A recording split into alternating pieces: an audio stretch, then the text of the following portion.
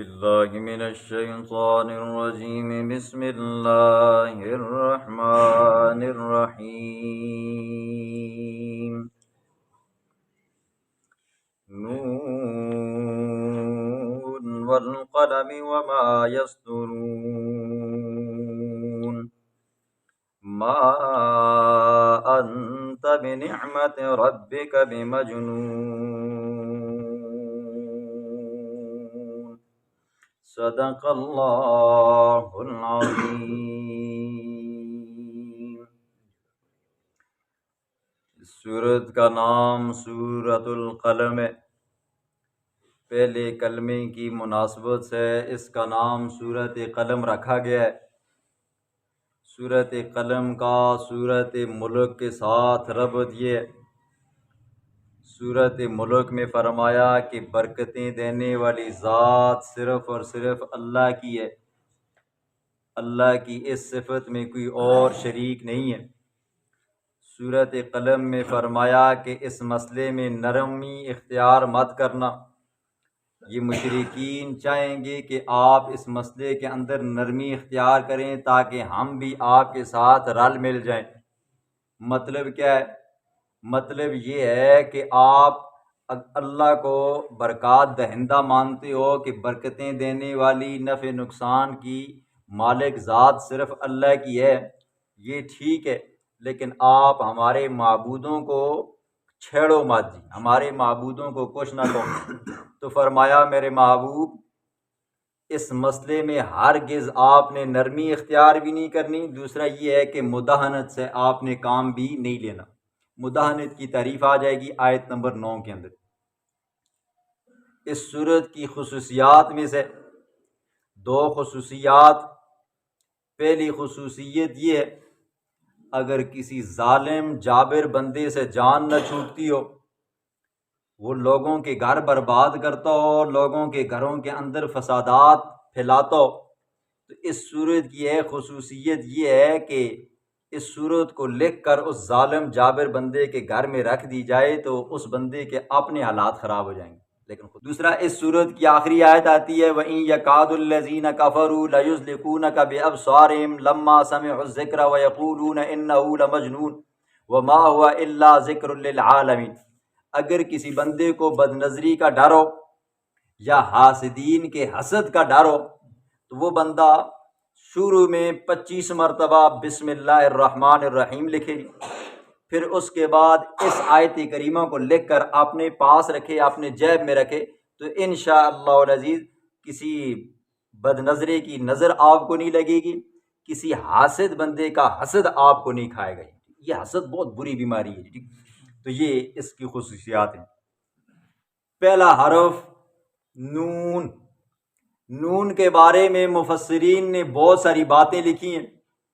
حضرت عبداللہ بن عباس رضی اللہ تعالیٰ عنہ فرماتے ہیں کہ یہ نون اللہ کے ناموں میں سے ایک نام ہے. اور بعض مفسرین یہ فرماتے ہیں کہ یہ کیا ہے جی، اللہ کے ناموں کا مخفف ہے.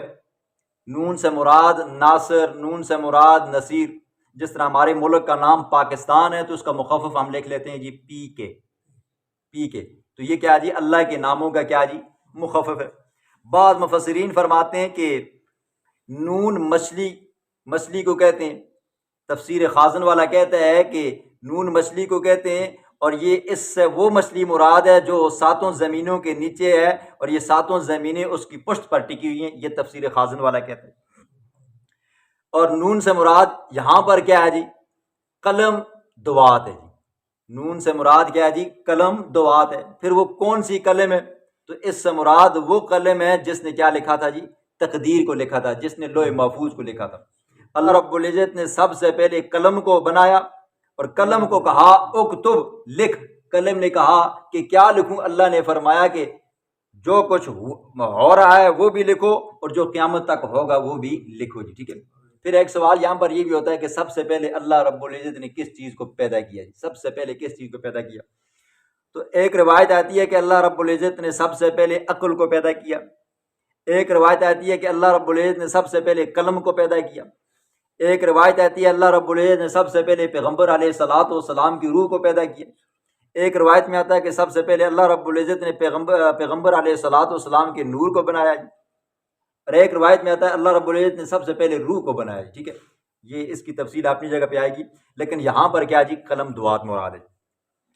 بسم اللہ الرحمن الرحیم نون والقلم وما یسطرون، قسم ہے دعات کی، والقلم اور قسم ہے قلم کی، وما یسطرون اور اس چیز کی قسم ہے کہ لکھنے والے لکھ رہے ہیں.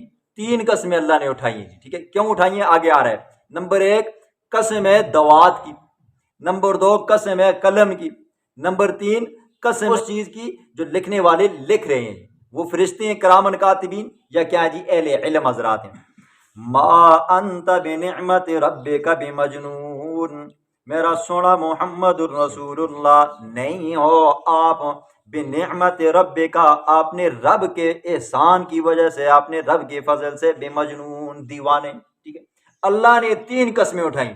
میرا محبوب مجھے قسم ہے دوات کی، مجھے قسم ہے قلم کی، مجھے قسم ہے لکھنے والوں کی، وہ جو لکھ رہے ہیں جی. فرمایا میرا محبوب آپ دیوانے نہیں. سنو جی، مشرکین مکہ نے پیغمبر علیہ الصلوۃ والسلام کے بارے میں اتنا مشہور کیا کہ مکے کے اندر کوئی بندہ بچ نہ سکا. ہر بندے کے کان کے اندر یہ بات پہنچ گئی کہ محمد صلی اللہ علیہ وسلم العیاذ باللہ کیا ہیں جی دیوانے. ان ظالموں نے پیغمبر علیہ الصلوۃ والسلام کے بارے میں اتنے شوشے چھوڑے، مکہ کے ارد گرد جو بستیاں تھیں نا جی ان کے اندر بھی یہ بات پہنچ گئی کہ پیغمبر علیہ الصلوۃ والسلام کیا ہیں جی دیوانے. مکہ سے 5-6 میل کے فاصلے پر ایک قبیلہ تھا جی، جس کا نام قبیلہ از شنو اس کا نام تھا. اس کے اندر بسنے والا ایک بندہ تھا جس کا نام زماد تھا، اور یہ زماد ایسا بندہ تھا جو دیوانوں کو دم ڈالتا تھا تو اللہ رب العزت ان کو شفا دے دیتا تھا، اور یہ فیس بہت زیادہ لیا کرتا تھا.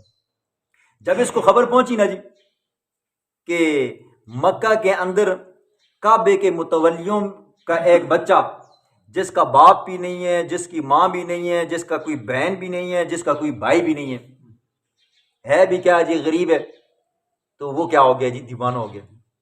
اس کے دل کے اندر ہمدردی آئی، کیوں نہ میں جاؤں. ویسے بھی ہر بندے کو بیت اللہ کے ساتھ محبت تھی، تو جو اس کے خدمتگار تھے ان کے ساتھ بھی محبت تھی. یہ وہاں سے چل پڑا، مکہ میں پہنچا تو جس بندے سے پوچھتا کہ میں محمد کو ملنا چاہتا ہوں تو وہ بندہ آگے سے یہ کہتا کہ بھائی دیوانے کو مل کر کیا کرو گے، دیوانوں کو مل کر کیا کرو. کہا بھائی میں ملنا چاہتا ہوں. کرتے کرتے حضور علیہ الصلوۃ والسلام کے پاس پہنچ گئے.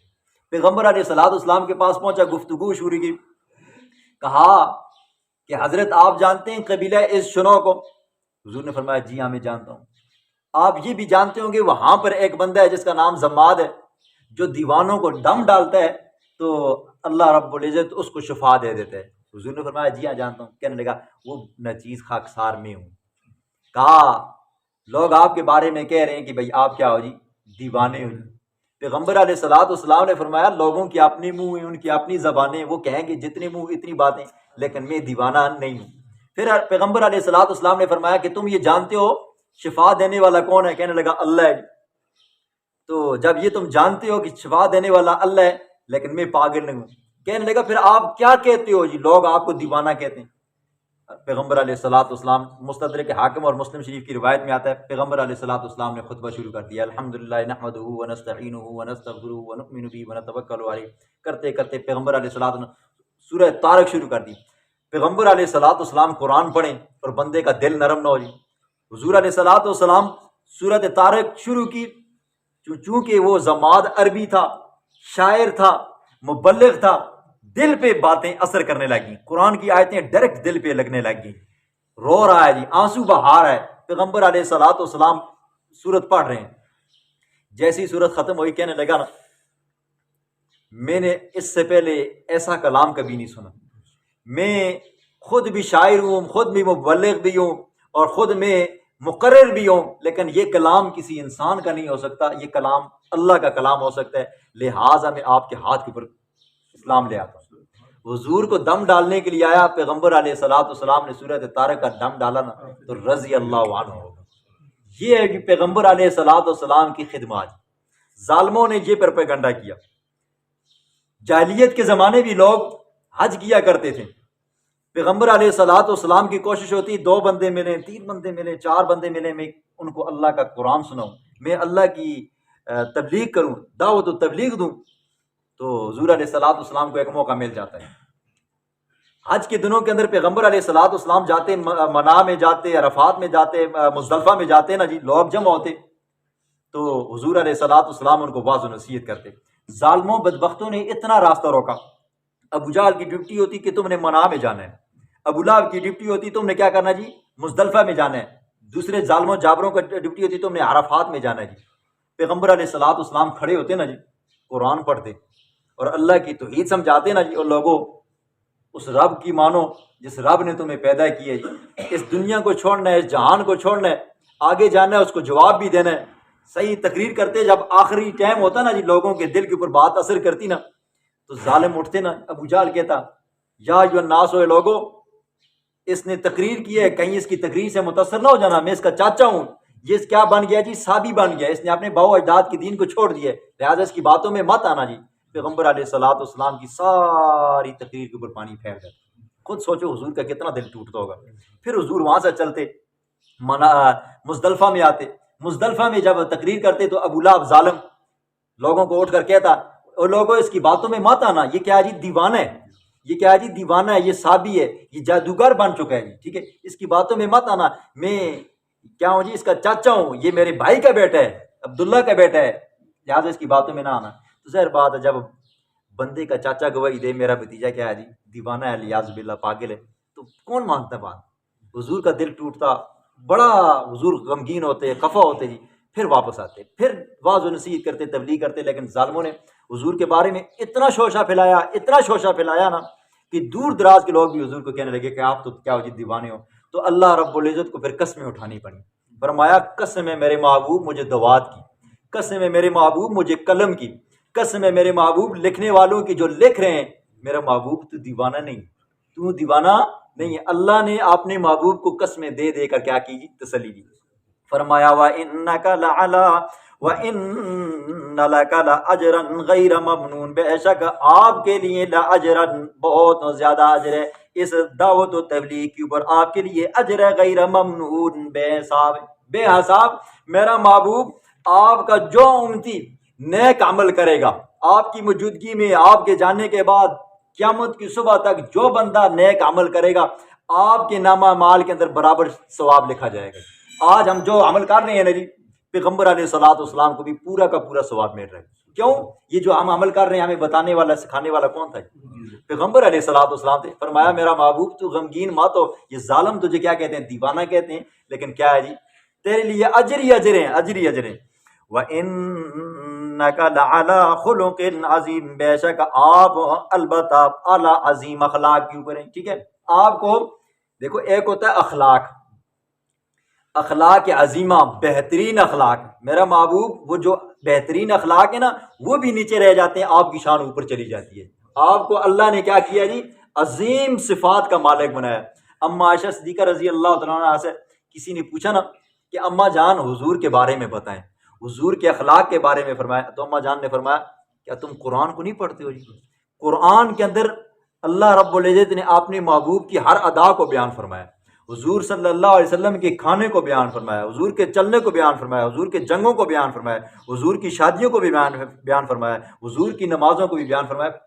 قرآن پڑھا کرو، اس سے کیا جی، آپ کو حضور صلی اللہ علیہ وسلم کے اخلاق پتہ چلیں گے۔ میرا محبوب ہم نے آپ کو اخلاق کے عظیمہ عطا فرمائے ہیں، اخلاق تو نیچے ہیں، آپ ان سے بھی کیا ہو جی، اوپر ہو۔ فَسَتُبْصِرُ وَيُبْصِرُونَ، پس عن قریب آپ دیکھ لیں گے، وَيُبْصِرُونَ، اور یہ مشرک لوگ بھی دیکھ لیں گے۔ جب اللہ کا عذاب آئے گا تو ان کو پتہ چل جائے گا، بِأَيِّكُمُ الْمَفْتُونُ، کہ تم میں سے کون دیوانہ ہے، ٹھیک ہے۔ جب اللہ کا عذاب آئے گا، قیامت آئے گی نا، پھر پتہ چل جائے گا کہ میرا محبوب دیوانہ تھا یا تم دیوانے تھے۔ 32 سال کی محنت تھی، 32 سال پیغمبر علیہ الصلوۃ والسلام نے محنت کی۔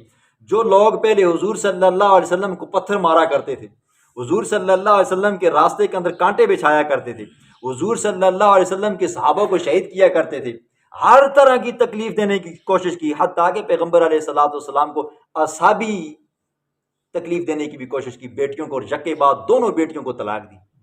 آج اگر کسی بندے کی بیٹی کو طلاق ہو جائے، اللہ یہ نو بیتی نہ لائے جی، اور طلاق ہو جائے نا، پھر اس کو بدنام کرنے کی کوشش کی جائے، وہ بندہ آدھا پاگل ہو جاتا ہے جی۔ اور جس کی لگاتار 2 بیٹیوں کو طلاق ہو جائے نا جی، وہ بندہ ہماری طرح ہوتا ہو تو وہ کیا ہو جائے، پھٹ کر مر جائے۔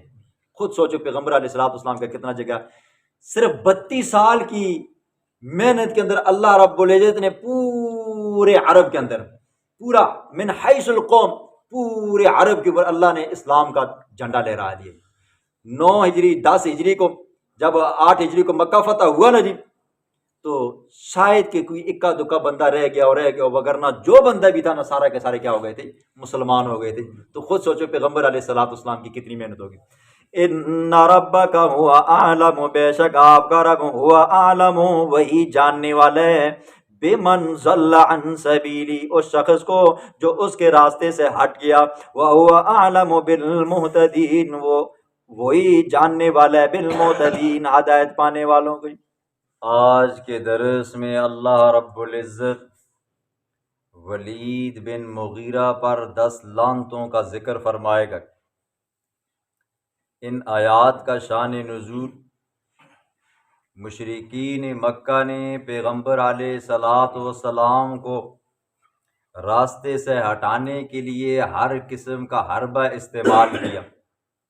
کبھی حضور صلی اللہ علیہ وسلم کے صحابہ کو شہید کر کے، کبھی حضور علیہ الصلوۃ والسلام کی بچیوں کو طلاقیں دے کر، کبھی حضور صلی اللہ علیہ وسلم کا بائیکاٹ کر کے، کبھی حضور صلی اللہ علیہ وسلم کو قتل کرنے کی دھمکیاں، کبھی کیا تو کبھی کیا۔ ایک مرتبہ انہوں نے حضور علیہ الصلوۃ والسلام کو لالچ دی، پیشکش کی کہ اگر آپ ہماری ان باتوں کو مان لیتے ہیں تو ہم آپ کے ساتھ ہو جائیں گے۔ لالچ کیا تھی جی؟ قریش مکہ کے اندر چند بڑے قبائل تھے، ان میں سے ایک بڑا سردار ولید بن مغیرہ بھی تھا، جس کے بارے میں آتا ہے کہ 18 سال تک کوئی بندہ اس کو اپنا بیٹا ماننے کے لیے تیار نہیں تھا، یعنی کہ باپ کا پتہ نہیں تھا۔ 18 سال کے بعد مغیرہ نے کہا کہ یہ میرے نطفے سے پیدا ہوئے۔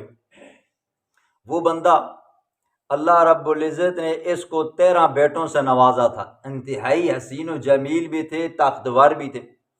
13 بیٹوں میں سے صرف 3 بیٹے مسلمان ہوئے، سیدنا خالد بن ولید رضی اللہ تعالیٰ عنہ، نمبر 2 ولید بن ولید رضی اللہ تعالیٰ عنہ، نمبر 3 ہشام بن ولید رضی اللہ تعالیٰ عنہ۔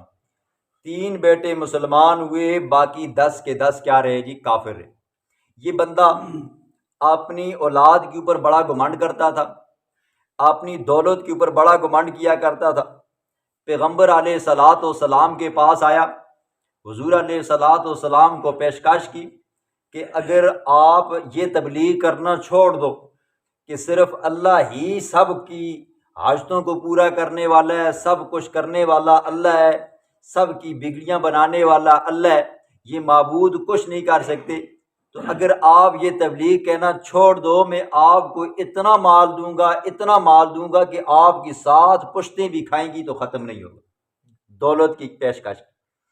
اس کے ساتھ ایک اور بندہ تھا جس کا نام عتبہ بن ابی ربیع تھا، اس کی بیٹیاں تھیں، بیٹا کوئی نہیں تھا، اور اس کی بیٹیوں کے حسن کے بارے میں آتا ہے کہ ہر بندہ کہتا تھا کہ بیوی ہو تو عتبہ بن ابی ربیع کی بیٹیوں جیسی ہو، اتنی حسین و جمیل تھی۔ اس نے کہا اگر آپ ولید بن مغیرہ کی بات مانتے ہو تو آپ کو اتنی دولت ملے گی، اور اگر آپ میری بات مانتے ہو، میری بیٹیوں میں سے جس بیٹی کے اوپر آپ انگلی رکھو گے تو میں آپ کی شادی کرا دوں گا، بغیر مار کے کرا دوں گا، لیکن ہماری ایک شرط ہے، وہ یہ کہ آپ اپنے خدا کی تبلیغ نہیں کرو گے، ہمارے بتوں کو برا بھلا نہیں کہو گے۔ تو اللہ رب العزت نے اس کا جواب دیا، فرمایا فَلَا تُطِعِ الْمُكَذِّبِينَ، میرا محبوب ان جھوٹے لوگوں کی باتوں میں مت آنا، ان جھوٹے لوگوں کی اطاعت مت کرنا، ان کا کہا مت ماننا، اس کا ذکر ہے۔ بسم اللہ الرحمن الرحیم فلا تطع المکذبین، پس نہ کہا مانے المکذبین، جھٹلانے والوں کا۔ آپ کی نبوت کو نہیں مانتے، آپ کی رسالت کو نہیں مانتے، تو آپ ان کی باتیں کیوں مانتے ہیں؟ آپ بھی ان کی بات نہ مانیں، ٹھیک ہے۔ ودوا لو تدہن فیدہنون، ودو یہ چاہتے ہیں، لو تدہنو کاش کہ آپ نرم بیان کریں مسئلے کو، فیدہنون پس یہ بھی نرمی اختیار کریں گے۔ ایک معنی ودو یہ چاہتے ہیں، لو تدہنو آپ کا نرم ہو جانا، فیدہنون پس یہ پہلے سے نرم ہے۔ میرا معبود یہ تو چاہتی یہی ہے کہ آپ ان کے معبودوں کا نام نہ لیں، تو یہ کیا کریں گے جی؟ آپ کے ساتھ نرمی اختیار کریں گے۔ لیکن فرمایا نہیں، آپ نے ان کی بات نہیں ماننی، آپ نے اپنے مشن کو جاری رکھنا ہے اور بتانا ہے یہ جو 360 بت تم نے رکھے ہوئے نا جی، یہ کچھ بھی نہیں کر سکتے۔ کرنے والی اگر ذات ہے تو کس کی ہے جی؟ صرف اللہ کی ہے۔ ان کی باتوں میں مت آنا۔ وَلَا تُطِعْ كُلَّ حَلَّافٍ مَّهِينٍ، اور مت کہا مانے کل حلاف، ہر قسم کے جھوٹے کی، مہین بے قدر آدمی کی۔ جب اس نے گستاخی کی، یہ ایسا منہ پھٹ انسان تھا، پیغمبر علیہ الصلوۃ والسلام کے بارے میں طرح طرح کی گستاخیاں کرتا تھا۔ یہ آگے اللہ رب العزت نے اس کے اوپر 10 لعنتیں نازل فرمائی ہیں۔ حدیث میں آتا ہے اگر کوئی بندہ پیغمبر علیہ الصلوۃ والسلام کے اوپر درود شریف پڑھے نا تو اللہ اس کے اوپر 10 رحمتیں نازل فرماتے ہیں، اور کوئی بدبخت اگر پیغمبر علیہ الصلوۃ والسلام کی گستاخی کرے نا تو اللہ اس کے اوپر یہ 10 لعنتیں بھی نازل فرماتا ہے۔ سنو، وَلَا تُطِعْ مت کہا مانے کل حلاف، ہر قسم اٹھانے والی کی بات کو، ٹھیک ہے؟ کیا میں فلاں بت کے پاس گیا، میں فلاں بزرگ کے پاس گیا، قسم خدا کی میرا کام ہو گیا۔ فرمایا ان کی بات مت مانے، قسم کھانے والے کی بات مت مانے۔ ایک نمبر 2، مہین بے قدرہ انسان۔ مہین وہ اپنے آپ کو مالدار تصور کرتا تھا، میرے 13 بیٹے ہیں، میرے پاس مال و دولت ہے، تو جب محفل میں بیٹھتا نا تو ظاہر بات ہے لوگ ڈر کے مارے تو کچھ نہیں کہتے تھے، مال و دولت والا ہے، بیٹے کڑیل جوان ہے، اگر کچھ لفظ بولیں گے تو یہ تو پہلے تو یہ ہے کہ ہمیں پٹائی کر دے گا جی، اگر اس سے بات کی تو اس کے بچے کیا کر دیں گے، ہمیں ماریں گے، اور اگر کوئی ایسی بات کی نا تو یہ ہمیں کھانا پینا جو دیتا ہے نا، تھوڑے بہت پیسے شیسے دیتا ہے، وہ بھی بند کر دے گا۔ تو فرمایا کہ یہ بندہ کیا ہے جی؟ مہین، اپنے آپ کو تو عزت دار شمار کرتا ہے، لیکن یہ کیا ہے جی؟ مہین، بہت ہی گھٹیا انسان ہے جی، ٹھیک ہے؟ اللہ کی نظر میں اور مخلوق کی نظر میں جب اٹھ کر چلا جاتا ہے محفل سے نا، لوگ بھی کہتے ہیں شکر ہو اس خبیثہ کو جان چھوٹ گئی، ٹھیک ہے؟ نمبر 3، ہمازن، عیب نکالنے والا، عیب لگانے والا، ٹھیک ہے؟ جس کے پاس بیٹھتا ہے، جس کو دیکھتے کہتے تمہارا ناک کیسا ہے، تمہاری ٹانگیں کیسی ہیں، تمہارا منہ کیسا ہے، تو طرح طرح کے اس کے اندر عیب نکالتا ہے جی، ٹھیک ہے؟ اپنے آپ کو بڑا سمجھدار کہتا، اپنے آپ کو بڑا حسین و جمیل کہتا، لیکن خود کیسے تھا آخری آیت میں آئے گا جی، ٹھیک ہے؟ تو ہر بندے کے اندر عیب نکالتا جی، تمہارا قد ایسا ہے، تمہارا قد ایسا ہے، تمہاری چال ایسی ہے، تمہاری قوم ایسی ہے، تمہاری ذات ایسی ہے، تمہاری بات ایسی ہے، وغیرہ وغیرہ۔ فرمایا ہمازن، عیب نکالنے والے کی اطاعت مت کریں، مشائم بنمیم، اور چغلی لے کر پھرنے والے کی بھی اطاعت نہ کریں۔ اس کی عادت تھی نا جی، ادھر کی بات اٹھاتا ادھر لے کر جاتا جی، اس بندے کو اس کے ساتھ لڑاتا، اس بندے کو اس کے ساتھ لڑاتا، ان کو ان کے ساتھ، ان کو ان کے ساتھ، یہ کیا کرتا تھا جی؟ چغلیاں لگاتا تھا، ایک کی بات دوسری کا، اور لوگ بھی اتنے سادے ہوتے ہیں، نہ تحقیق کرتے نہ کچھ، نہ کہا تو کیا ہو جاتے جی؟ آپس میں لڑ پڑتے۔ نمبر 6، مناع للخیر، خیر کے کاموں سے روکنے والا، کسی کو سیدھا کام کرنے نہیں دیتا تھا، سیدھا کام اگر کوئی کرتا نا تو اس کی بھی روک دیتا۔ معتدن، نمبر 7، لوگوں کا حق مارنے والا، حد سے زیادہ بڑھنے والا، تجاوز کرنے والا۔ اسیم، بدکار، شراب خور، زنا خور، لواطت کرنے والا، ٹھیک ہے؟ اسیم یعنی کہ ہر قسم کا گناہ، میرا محبوب اس کی بھی اطاعت مت کر۔ عتل، سخت گو، بد مزاج، بد زبان، سرکش انسان۔ عتل جس کو اسی اپنی زبان چاہتے نا کڑیل، یعنی کہ اپنی بات منوانے کے لیے کیا ہونا؟ ڈٹ جانا، یہ کیا ہے جی؟ عتل، بد زبان ہے اور بد اخلاق ہے، بد مزاج ہے۔ بعد ذالک زنیم، اس کے بعد زنیم حرام کا نطفہ، حرام کا نطفہ۔ جب پیغمبر علیہ الصلوۃ والسلام نے یہ آیت پڑھی نا تو غصے سے آگ بگولا ہو گیا، سیدھا اپنی ماں کے پاس گیا، تلوار نکالی، اپنی ماں کو کہا بتا میرا باپ کون ہے؟ محمد نے آج مجھے یہ کہا کہ حرام کا نطفہ، حرام کی اولاد، یعنی کہ زنا سے پیدا ہونے والا۔ محمد کی بات کبھی جھوٹی نہیں ہو سکتی، آج تک جھوٹی نہیں ہوئی۔ کافر تھا لیکن پیغمبر علیہ الصلوۃ والسلام کی کیا زبان پر یقین تھا، کہنے لگا آج محمد صلی اللہ علیہ وسلم نے کہا ہے کہ ولید بن مغیرہ حرام کا ہے، زنا سے پیدا شدہ ہے، بتا میرا باپ کون ہے؟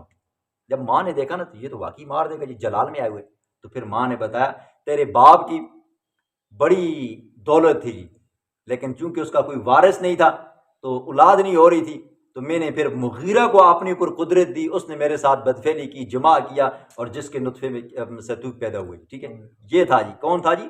ولید بن مغیرہ تھا، جو اپنے آپ کو بڑا شمار کرتا تھا، ٹھیک ہے، لیکن خود کیا تھا جی؟ حرام کے نطفے کا تھا۔ تو اللہ کے قرآن نے بتایا تیری اصلیت یہ ہے، تو لوگوں کے اندر سے عیب نکالتا ہے، ایک کی باتیں دوسرے پر کرتا ہے، سخت مزاج ہے۔ ظاہر بات ہے بندہ سخت مزاج ہو اور ہو بھی مالدار ہو تو غریب بندہ کہتے ہیں جی تسی ٹھیک ہوئی، ٹھیک ہے آپ ہی ٹھیک ہو، اور اگر کیا ہو جی ساتھ میں اوپر سے مال و دولت والا بھی ہو تو بندہ پھر لالچ میں آ کے کہتا ہے جی بادشاہ السلام ہو تسی ٹھیک ہو، اگر بیٹے بھی ہو طاقت بھی ہو تو پھر بندہ مزید جھک جاتا ہے جی۔ تو فرمایا خود حرام کے نطفے والا ہے اور لوگوں کو تنگ کرتا ہے۔ ان کان ذا مال و بنین، یہ حرکتیں یہ ساری 10 کی 10 اس لیے کرتا ہے کیونکہ ذا مال وہ مال والا ہے، و بنین اور بیٹوں والا ہے، مال کے اوپر فخر تھا، بیٹوں پر فخر تھا۔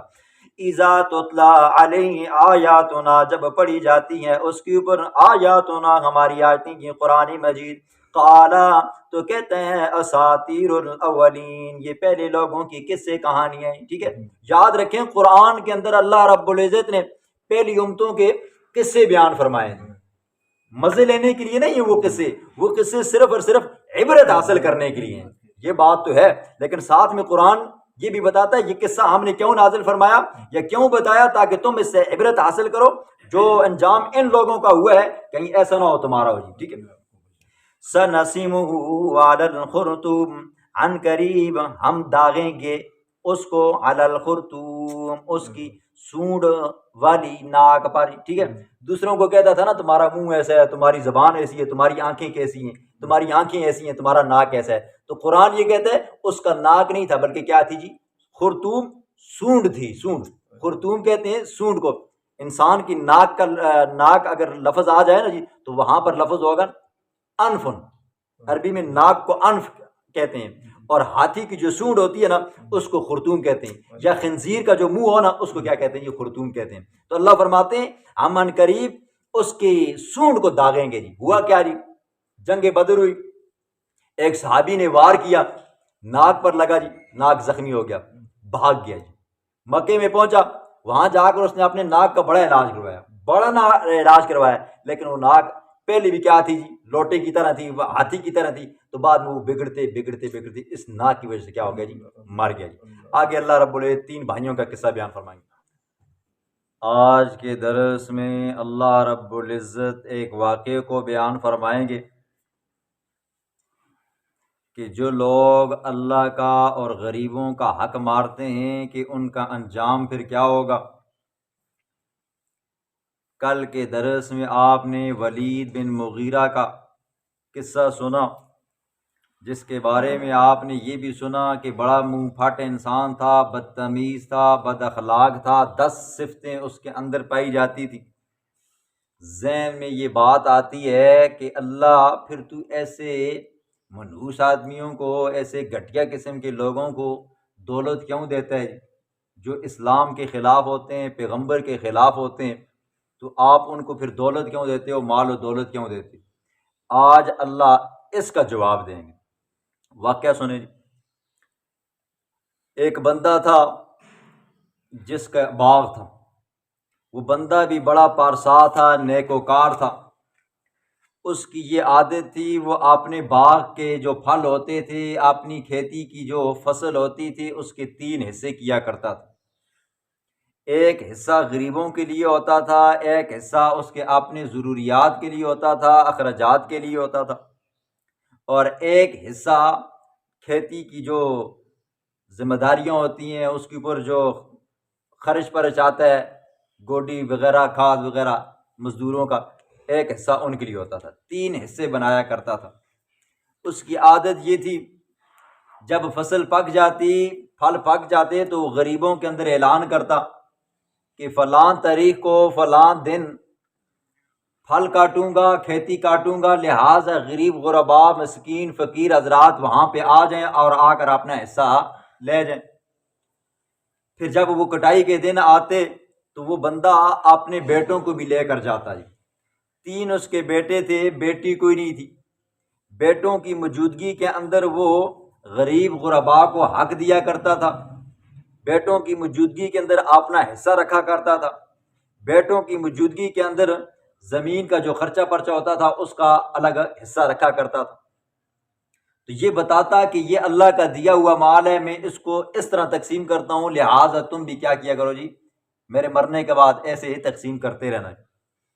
اتفاق سے وہ بندہ بیمار ہوا، اس نے اپنے بیٹوں کو بلایا اور ان کو وصیت کی، ان کو بتایا یہ مال مجھے اللہ نے دیا تھا اور اللہ کے نام پر میں غریب غربا کو بھی دیتا تھا، اور اب میرا بھی گزران چلتا تھا اور کھیتی باڑی بھی چلتی تھی، پھل بھی اللہ کے فضل و کرم سے اچھے آتے تھے، لہٰذا میرے مرنے کے بعد تم بھی ایسے ہی تقسیم کرنا۔ وصیت کی، وصیت کرنے کے بعد وہ بندہ مر گیا۔ اگلا جب موسم آیا پھلوں کی تیاری کا، فصلوں کی پکائی کا، تو یہ جو 3 بھائی تھے، اس بندے کے جو بیٹے تھے، انہوں نے آپس میں مشورہ کیا۔ مشورہ یہ کیا کہ فلاں دن ہم کیا کریں گے جی، اپنی فصل کو کاٹیں گے، پھل توڑیں گے، لیکن ہم کسی غریب غربا کو بتائیں گے نہیں، چپکے سے آرام سکون کے ساتھ جائیں گے، جا کر پھلوں کو توڑیں گے، کٹائی کی باری پہ کٹائی کریں گے، غریب غربا کو کچھ پتہ نہیں ہوگا، جب وہ ہمارے پاس آئیں گے نہیں، ان کو پتہ نہیں ہوگا، تو اس طرح ہم کیا کریں گے، وہ سارا کا سارا مال سمیٹ کر اپنے پاس لے آئیں گے۔ ان 3 بھائیوں میں سے جو درمیانہ بھائی تھا جی، اس بھائی نے کہا اللہ کا خوف کرو، خدا کا خوف کرو، اللہ سے ڈرو اور باپ کی وصیت پر عمل کرو۔ ہمارے باپ نے ہمیں یہ وصیت کی تھی کہ بھئی مال کے 3 حصے کرنے اور غریب غربا کو بتانا ہے تاکہ وہ آ کر اپنا حصہ لے جائیں، اور آپ یہ جو کر رہے ہو یہ بالکل غلط ہے جی۔ تو دونوں بھائیوں نے کہا باپ بھی بے وقوف تھا اور تو بھی کیا ہے جی، بے وقوف ہے۔ سارا سال باپ محنت کرتا، گرمی سردی کے اندر گوڈی ہر کام یعنی کہ خود کرتا، اور جب پھل پکنے کا وقت آتا تو غریب غربا میں تقسیم کر دیتا، اور جب کٹائی کی باری آتی تو فصل کیا ہے غریب غربا میں تقسیم کر دیتا۔ جس طرح باپ بے وقوف تھا تو بھی کیا جی، بے وقوف ہے، لہٰذا ہم ایسا نہیں کریں گے۔ اس چھوٹے بھائی نے، درمیانی بھائی نے بڑا سمجھایا کہ بھئی ایسا مت کرو۔ پھر انہوں نے آپس میں مشورہ کیا کہ جس دن ہم کٹائی کرنے کے لیے جائیں گے نا جی صبح کے وقت، تو ہم یوں کریں گے جی، صبح پہلے پیر وہاں پر جائیں گے، فصلوں کو کیا کر دیں گے جی، کٹائی جو کرنی ہو کٹائی کر لیں گے، پھلوں سے پھلوں کو اتار دیں گے، لہٰذا جاتے وقت چپکے سے جائیں گے، پاؤں بھی ہلکے ہلکے اٹھا کر جائیں گے تاکہ غریبوں کو پتہ نہ لگے، غریب جاگ نہ جائیں۔ جب غریب جاگیں گے تو ظاہر بات ہے وہ پہنچ جائیں گے جی، ہم کٹائی کر رہے ہیں، تو لہٰذا غریب غربا کو کچھ نہیں دیں گے۔ ادھر انہوں نے یہ آپس میں مشورہ کیا۔ اللہ رب العزت تو عالم الغیب ذات نہیں، اللہ ان کے اس مشورے کو دیکھ رہا تھا، ان کی اس سازش کو بھی دیکھ رہا تھا، غریبوں کا وہ حق مارنا چاہتے تھے۔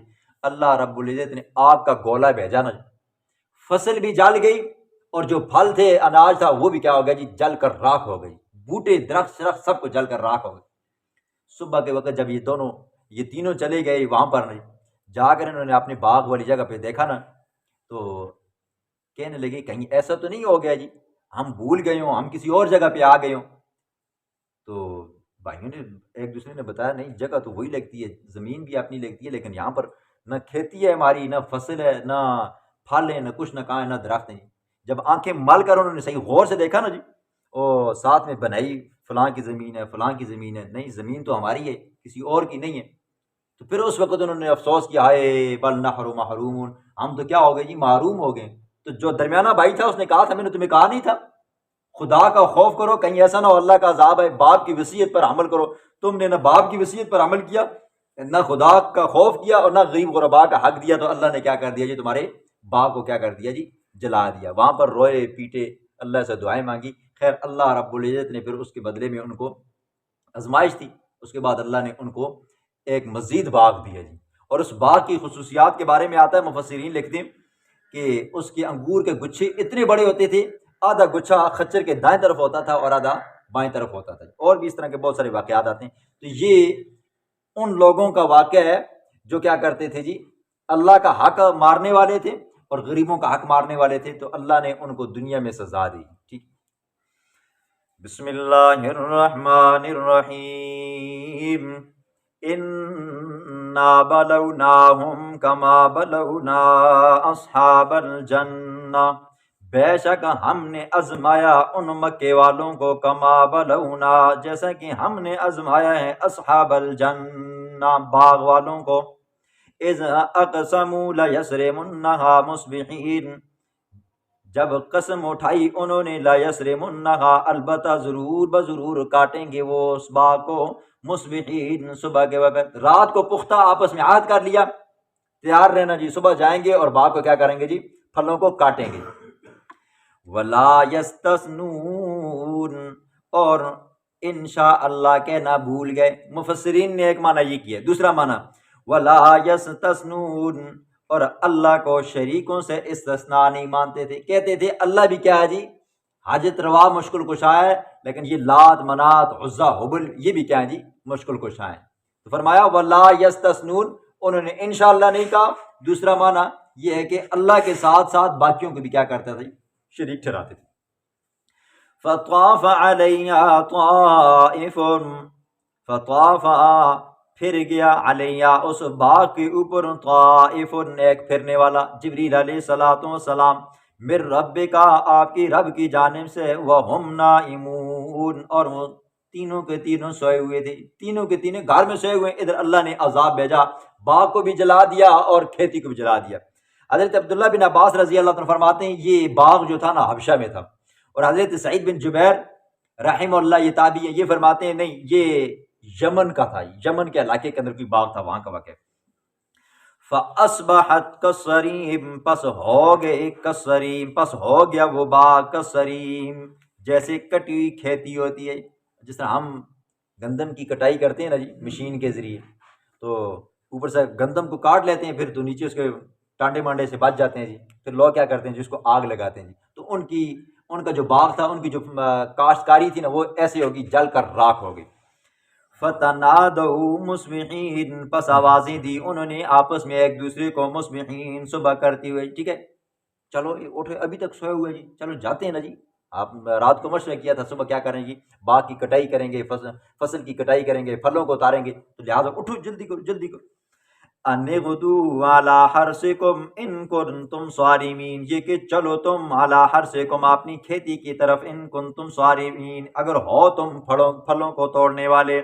فانطلقوا، پس وہ چلے تینوں کے تینوں، وہم یتخافتون، اور وہ آہستہ آہستہ باتیں کر رہے تھے، اچھی آواز نال گل نہیں کرنا کہ غریب سن کے کہ باغا نہ، وہم یتخافتون، اور وہ آہستہ آہستہ باتیں کر رہے تھے تاکہ غریب جاگ نہ جائیں۔ اللہ یدخلنہ الیوم علیکم مسکین، کیوں واسطے باتیں کرتے تھے، اس لیے کہ تاکہ داخل نہ ہو ان کے باغ کے اندر آج کے دن کوئی مسکین، کوئی فقیر، کوئی غریب۔ وغدو، اور ہو گئے وہ اعلیٰ ہر دن روکنے پر، قادرین قادر ایک معنی، وغدو اعلیٰ ہر دن قادرین، اور ہو گئے وہ فقیروں پر تنگی کرنے والے، ہاں جائیں گے فقیروں مسکینوں کو کچھ ککھ نہیں دیں گے۔ فلما رأوا، جب وہ تینوں کے تینوں پہنچے باغ کے پاس، فلما رأوا، جب دیکھا انہوں نے وہاں پر پہنچ کر اس باغ کو، کہنے لگے انا لضالون، بے شک ہم راستہ بھول گئے۔ باغ کو دیکھا نا اس جگہ پہ، رات کو باغ تھا اور ابھی کیا جی باغ نہیں ہے، تو ایک دوسرے کو کہنے لگے کدھر بھولتا نہیں گیا راہ یار، کدھر باغ سڑا کدھر ادھر تو نہیں چلا گیا۔ بل نحن محرومون، جب آنکھیں ملیں اور حدودوں کو پہچانا، کہنے لگے نہیں نہیں، بل نحن محرومون، بلکہ ہم تو معروم ہو گئے، اللہ نے ہمیں معروم کر دیا ہے۔ قال اوسطهم، کہا ان کے درمیانے نے، ان کے درمیانے بھائی نے، الم اقل لکم، کیا نہیں کہا تھا میں نے تمہارے لیے، لولا تسبحون، کیوں نہیں تم اللہ کی پاکی بیان کر دیں؟ میں نے تمہیں کہا نہیں تھا اللہ کا حق مت مارو، غریبوں کا حق مت مارو، باپ کی وصیت پر عمل کرو، لیکن تم میری گالی نہیں سنی۔ قالو، کہنے لگے، سبحان ربنا، پاک ہے ہمارا رب ہر شریک سے، انا کننا ظالمین، بے شک ہم تھے ظالم، ٹھیک ہے، ہم تھے گناہ کرنے والے، غیروں کا حق، فقیروں کا حق مارنے والے، اللہ کا حق مارنے والے۔ فاقبل بعضهم على بعض يتلاومون، پس متوجہ ہوئے ان میں سے بعض علی بعض، بعض پر، یتلاومون، آپس میں ایک دوسرے کو ملامت کر رہے تھے، ٹھیک ہے۔ بڑا چھوٹے کو کہہ رہا ہے یہ مشورہ تو نے دیا تھا کہ تاکہ غریبوں کو رہے، چھوٹے نے کہا میں نے تمہیں کدھر دیا جی، ٹھیک ہے، یہ مشورہ تو تم نے دیا تھا، میں نے تو کیا ہے، اوپر آمین لبیک کا ایک دوسرے کو ملامت کرنے لگا۔ ہوتا ہے نا جی، دنیا کا دستور کیا ہوتا ہے جی، مشورہ ہر کوئی دیتا ہے، ہر کوئی دیتا ہے نا جی۔ اگر کوئی مشورہ خراب ہو جائے نا تو کہتے ہیں تو مشورہ نہ دو، ایجے کام ہی نہ ہوئے، ٹھیک ہے۔ اور اگر کیا ہو جائے جی، مشورہ دیا تھا وہ کام ہو جائے، کہتے ہیں نہیں یہ مشورہ میں دیتے ہیں، ٹھیک ہے، یعنی کہ کام بن جائے تو کہہ دیتے ہیں نہیں جی یہ مشورہ میں نے دیا تھا، اور اگر کام کیا ہو جائے خراب ہو جائے کہتے ہیں نہیں یہ مشورہ میں نہیں دیتا تو دیتے، پھر اس طرح ایک دوسرے کو ملامت کرنے لگ گئے۔ قالو، کہنے لگے، یا ویلنا، ہے افسوس، انا کننا طاغین، بے شک ہم تھے حد سے زیادہ تجاوز کرنے والے، بڑھنے والے۔ عسى ربنا، امید ہے کہ ہمارا رب، ان یبدلنا، یہ کہ تبدیل کر دے ہمارے لیے، خیرا منہا، اس باغ سے بہتر، انا الی ربنا راغبون، بے شک ہم اپنے رب کی طرف رغبت کرنے والے ہیں، ٹھیک ہے۔ ہم سے یہ غلطی ہوئی ہے، اے اللہ تو ہمیں معاف فرما، آج کے بعد تیرے حق بھی ادا کریں گے، غریب غربا کے بھی حق ادا کریں گے، جس طرح باپ نے وصیت کی ہے اسی کے مطابق عمل کریں گے۔ اے اللہ تو ہمیں کیا کر جی، محروم نہ کر، باغ دے، ہمارے کھانے پینے کا اور کوئی ذریعہ نہیں ہے۔ تو پھر اللہ نے ان کو بدلے میں باغ دیا اور اس سے بہترین باغ دیا۔ کذالک العذاب، اسی طرح عذاب ہوتا ہے، ٹھیک ہے، عذاب ایسے ہی آتا ہے۔ ولعذاب الآخرۃ اکبر، اور البتہ آخرت کا عذاب بہت بڑا ہے۔ یہ تو دنیا کے عذاب ہے نا جی، اللہ کیا کرتا ہے، کبھی کسی کے مکان کو جلا دیتا ہے، کبھی کسی کے گھر کو آگ لگا دیتا ہے، کبھی اللہ رب العزت اس کی فصل اناج کو کیا کر دیتا ہے جی، آگ لگا دیتا ہے۔ اللہ فرماتے ہیں یہ دنیا کا عذاب ہے، اور آخرت کا عذاب تو اس سے بھی بہت بڑا ہے۔ لو کانوا یعلمون، کاش کہ وہ جانتے ہوتے، ان للمتقین عند ربهم، بے شک متقی لوگوں کے لیے، عند ربهم، ان کے رب کے پاس، جنات، باغات ہوں گے، نعیم، نعمتیں ہوں گی، ٹھیک ہے۔ تقوی، تقوی کا مفہوم کیا ہے جی؟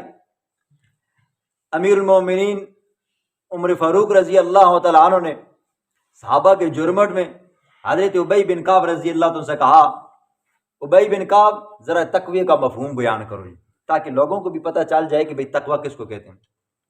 حضرت ابی بن کعب رضی اللہ عنہ نے کہا، امیر المومنین کبھی آپ کا گزر جنگلات سے ہوا جی، جنگل والے کانٹے دار راستے سے آپ کا گزر ہوئے؟ حضرت عمر فاروق رضی اللہ عنہ نے کہا جی ہاں میرا گزر ہوئے۔ کہا پھر اس راستے سے آپ کیسے چل کر جاتے ہو؟ کہا کپڑوں کو خوب سمیٹ کر تاکہ کسی کانٹے کے ساتھ الجھ نہ جائیں۔ کہا یہی تقوی ہے، بندہ دنیا کے ہر معاملات کے اندر گناہوں سے اپنے آپ کو یوں سمیٹ کر جائے کہیں ایسا نہ ہو کہ کوئی گناہ اس کے ساتھ چمٹ جائے یا گناہ، یہ تقوی کا مفہوم ہے، یعنی کہ اپنے آپ کو بچا کر چلو۔ افنجعل المسلمین کالمجرمین، آیا پس ہم کر دیں گے فرما برداروں کو کالمجرمین، مجرموں کی طرح، ٹھیک ہے۔ اللہ پوچھتے ہیں کیا میں فرما برداروں کو، مسلمانوں کو کافروں کی طرح کر دوں گا؟ فرمایا نہیں۔ ما لکم کیف تحکمون، تمہیں کیا ہو گیا، کیسے تم فیصلے کرتے ہو؟ مشرکین کہا کرتے تھے نا جی، جس طرح دنیا میں ہمیں مال ملا ہے، دولت ملی ہے تو اللہ ہم سے راضی ہے نا، تو تب ہمیں دیا نا، جس طرح دنیا میں اللہ نے دیا ہے تو اللہ آخرت میں بھی ہمیں دے گا۔ تو اللہ فرماتے ہیں ما لکم کیف تحکمون، تمہیں کیا ہو گیا، تم کیسے فیصلے کرتے ہو؟ تمہیں دنیا میں مال و دولت مل گیا، اس کا یہ مطلب نہیں ہے کہ اللہ تم سے راضی ہے۔ یاد رکھیں جتنے بھی انبیاء ہیں نا جی، غربت کا زمانہ کاٹا انہوں نے، غربت کا زمانہ، خود رسول اللہ صلی اللہ علیہ وسلم کے بارے میں آتے ہیں مہینہ دو مہینہ گھر کے اندر چولہا نہیں جلا کرتا تھا جی، ٹھیک ہے، غربت تھی، اور پیغمبر علیہ السلام کا گزران بہت اچھے سے اچھا ہوتا تھا۔ مشرکین بھی یہ کہا کرتے تھے اس پیغمبر کے پاس نہ کھانے کے لیے کوئی چیز ہے، نہ اس کے پاس مکان ہے، نہ اس کے پاس کوئی اور رہنے سہنے کا انتظام ہے، تو ہم اس کو کیسے پیغمبر مان؟ ان کے نزدیک مال و دولت کا ہو جانا اور آؤ جاؤ جلال کا ہو جانا، عیش و عشرت کا ہو جانا، وہ کہتے تھے کہ یہی کامیابی، حالانکہ یہ کامیابی نہیں ہے، ٹھیک ہے۔ اگر یہ کامیابی ہوتی تو اللہ پھر ساری دنیا اٹھا کر آپ نے پیغمبر کو دے دیتا، لیکن اللہ کے ہاں مچھر کے پر کے برابر بھی کیا ہے جی دنیا کی قدر و قیمت نہیں ہے۔ ام لکم کتاب فیہ تدرسون، کیا ہے تمہارے پاس کوئی آسمانی کتاب فیہ تدرسون جس میں تم یہ پڑھتے ہو جی، ٹھیک ہے، کیا پڑھتے ہو کہ مال و دولت والا بندہ کامیاب ہے؟ نہیں، ایسا نہیں ہے۔ ان لکم فیہ لما تخیرون، بے شک تمہارے لیے ہے اس میں لما تخیرون، وہ جس کو تم اختیار کرتے ہو، پسند کرتے ہو، ٹھیک ہے۔ ام لکم ایمان، یا ہے تمہارے لیے ایمان وعدے علینا ہمارے اوپر بالغاتن پہنچنے والے الی یوم القیامت، قیامت والے دن، ٹھیک ہے۔ کیا تمہارے پاس کوئی ایسی کتاب ہے جس کتاب کے اندر یہ لکھا ہو تمہیں دنیا میں بھی عیش و عشرت ملی ہے، تمہیں آخرت میں بھی عیش و عشرت ملے گی؟ فرمایا نہیں۔ کیا تم نے اللہ سے وعدہ کیا یا اللہ نے تم سے وعدہ کیا میں تمہیں دنیا میں بھی مال و دولت دوں گا، عیش و عشرت دوں گا اور آخرت میں بھی دوں گا؟ فرمایا نہیں۔ ان لکم لما تحکمون، بے شک تمہارے لیے البتہ وہ چیز ہے تحکمون جو وہ فیصلہ کرتے ہیں۔ سلوم ایوم بذالک زعیم، میرا پاک پیغمبر آپ پوچھیں ان سے ایوم بذالک، کون ان میں سے اس دعوے کا ذمہ دار ہوگا کہ قیامت والے دن تمہیں عیش و عشرت ملے گی؟ ام لہم شرکاء، یا ہیں ان کے لیے شرکاء شریک، ٹھیک ہے، جو اللہ کی خدا کی خدائی کے اندر، اس کی وحدانیت کے اندر شریک ہوں، اس کی کاریگری کے اندر شریک ہوں، فَلْيَأْتُوا، پسند چاہیے کہ وہ لے آئیں بِشُرَكَائِهِمْ اپنے شریکوں کو، ان کانوا صادقین اگر ہیں وہ سچے، یوم یکشف عن ساق، جس دن کھولا جائے گا پنڈلی سے، ٹھیک ہے۔ یہ آیت متشابہات ہے، پنڈلی سے کھولا جائے گا کیا مطلب ہے؟ پنڈلی کو ظاہر کیا جائے گا، مطلب یہ ہے کہ ہر چیز کی حقیقت کو قیامت والے دن کھول کر سامنے رکھ دیا جائے گا، ٹھیک ہے۔ باقی اس پر مفسرین نے بہت ساری بحث کی ہے، لیکن آسان جواب یہ ہے کہ جس دن اللہ رب العزت ہر حقیقت کو کھول کر سامنے رکھ دے گا۔ وَيُدْعَوْنَ، اور بلائے جائیں گے، إِلَى السُّجُودِ، سجدے کی طرف، فَلَا يَسْتَطِيعُونَ، پس وہ سجدہ کرنے کی طاقت نہیں رکھیں گے۔ حدیث میں آتا ہے جس بندے نے دنیا میں اللہ کے لیے، اللہ کی رضا کے لیے سجدہ کیا، نمازیں پڑھی نا جی، قیامت والے دن جب اللہ فرمائیں گے نا کہ سجدہ کرو، تو وہاں پر وہ بندہ سجدہ کر سکے گا جس نے دنیا میں سجدہ کیا ہوگا۔ جس نے دنیا میں سجدہ نہیں کیا، جس کی کمر کے اندر اور گردن کے اندر سریا پھنسا ہوا تھا نا، اس کی کمر کیا ہوگی قیامت والے دن؟ تختی کی طرح ہو جائے گی، یوں ہوگی، جھک نہیں سکے گی۔ خاشعۃ ابصارهم ترہقهم ذلہ، خاشعۃ ابصارهم، جھکی ہوں گی ان کی آنکھیں۔ بندہ نادم ہو، پشیمان ہو جائے نا جی، تو بندے کی عام طور پر اصول یہ ہے کہ آنکھ جھک جاتی ہے، اور قیامت کی ندامت اور رسوائی تو کیا ہے جی، بہت زیادہ ہے، وہاں پر ہر ایک کی آنکھیں جھکی ہوں گی۔ ترہقهم ذلہ، ڈھانپ لے گی ان کو ذلت۔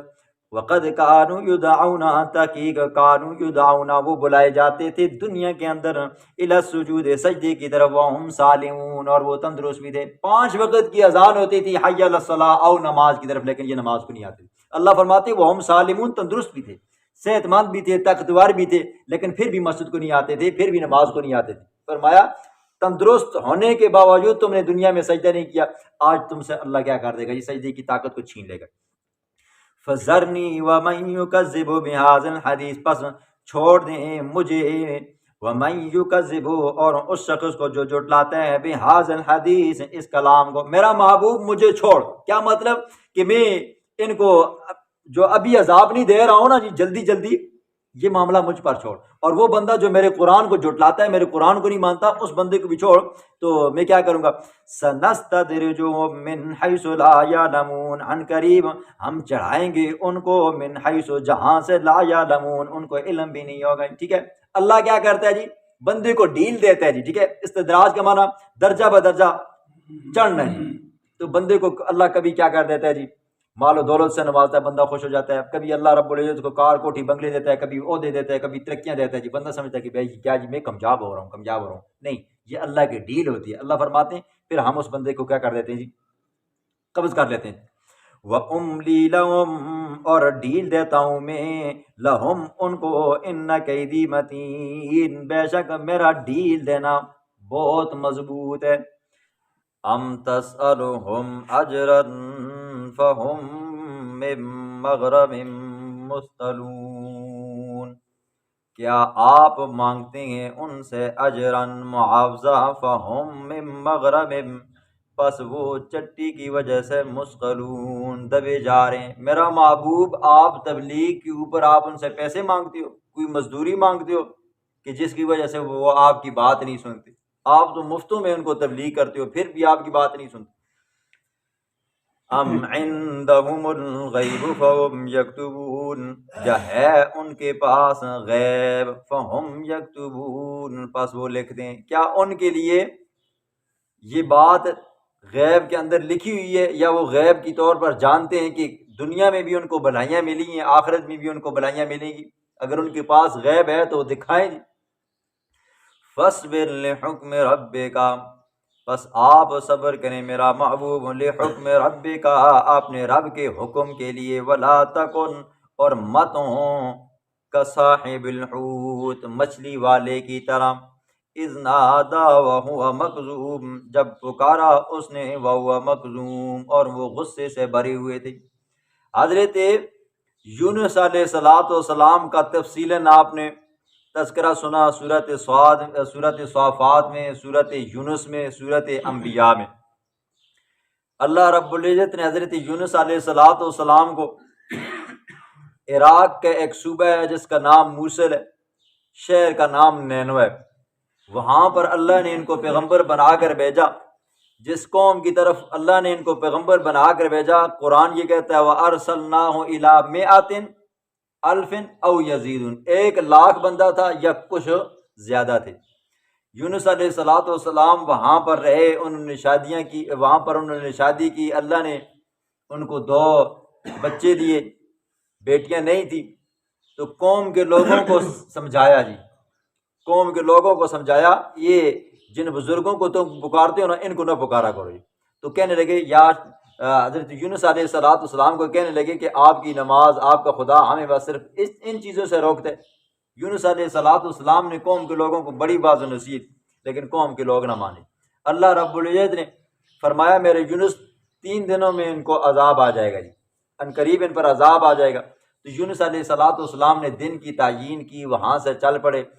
راستے میں جو بیٹے تھے، ذخیرۃ الجنان میں یہ بات لکھی ہوئی ہے، وہ راستے میں وہ بچے بھی کیا ہو گئے جی، ایک کو سمندر بہا کر لے کر چلا گیا، اور ایک راستے میں بھیڑیا اٹھا کر لے گیا، وغیرہ وغیرہ۔ ڈاکو سمندر تھا، کشتی میں بیٹھے، کشتی اشکولے کھانے لگ گئی۔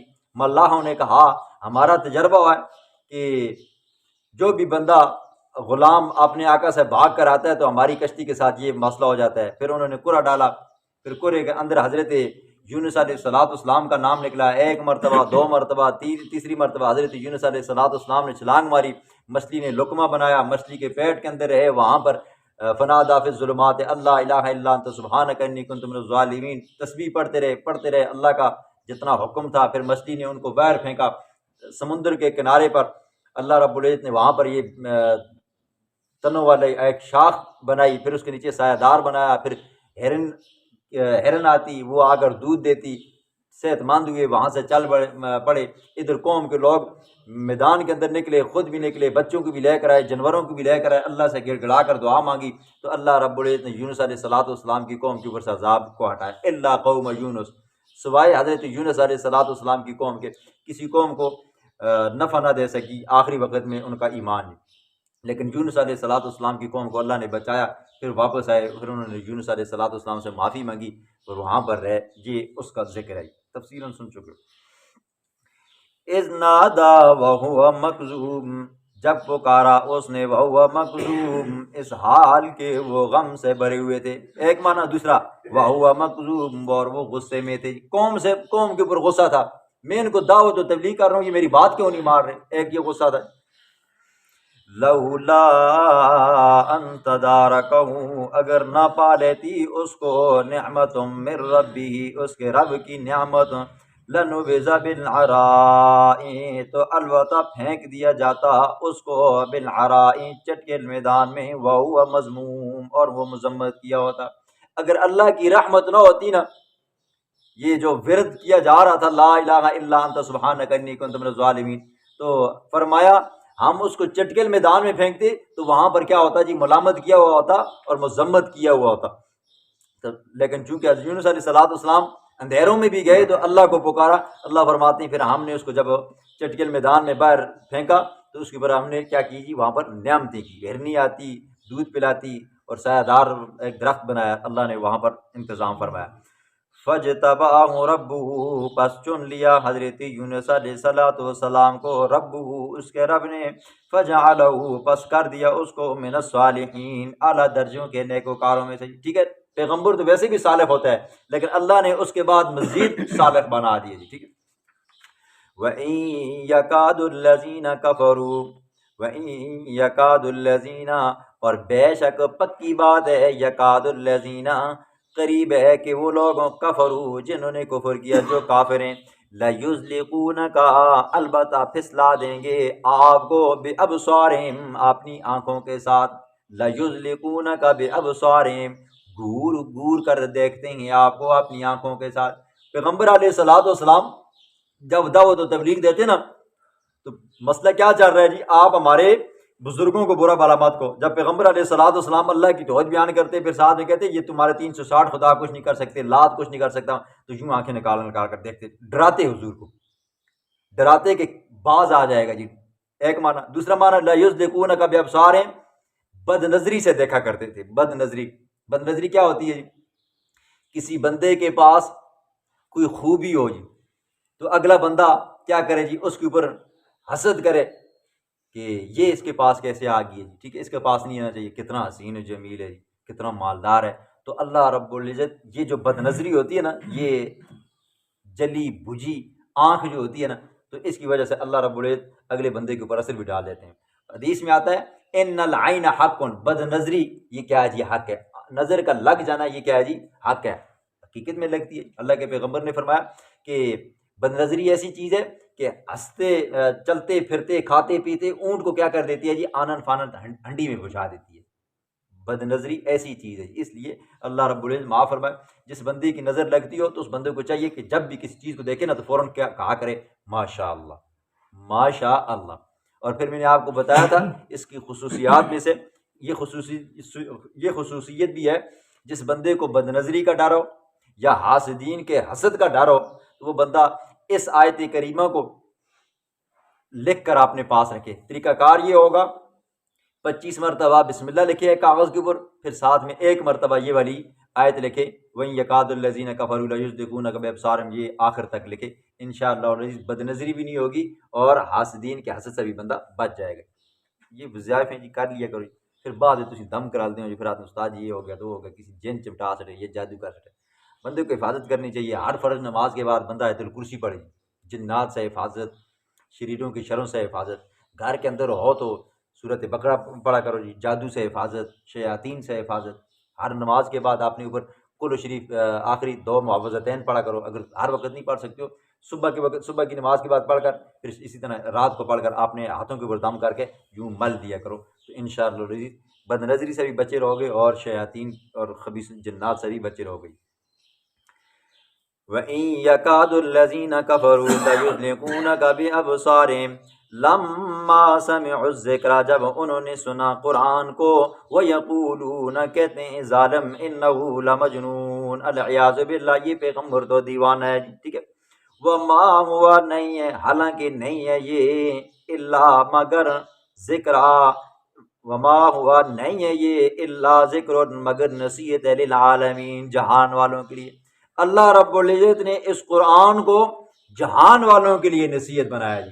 فائدہ وہی بندہ اٹھاتا ہے جو اس کو کیا کرتا ہے جی، پڑھتا ہے، سمجھتا ہے، اس پر عمل کرتا ہے۔ کافر تو سمجھتے نہیں تھے، اللہ نے ان کی نصیب میں نہیں رکھا ہوا، لیکن ہم مسلمان بھی کیا کرتے ہیں جی، نہ اس قرآن کو پڑھتے ہیں، نہ اس کے ترجمے کو پڑھتے ہیں، نہ اس کے اندر غور و فکر کرتے ہیں، نہ اس پر عمل کرتے ہیں، پھر کہتے ہیں کہ حالات خراب ہو گئی۔ بھائی ہم نے قرآن کو ٹائم نہیں دیا، اور آپ نے سنا نا جی، معیشت، رزق کی تنگی کی جو سب سے بڑی وجہ ہے نا جی، وہ یہی ہے کہ قرآن سے دوری ہے۔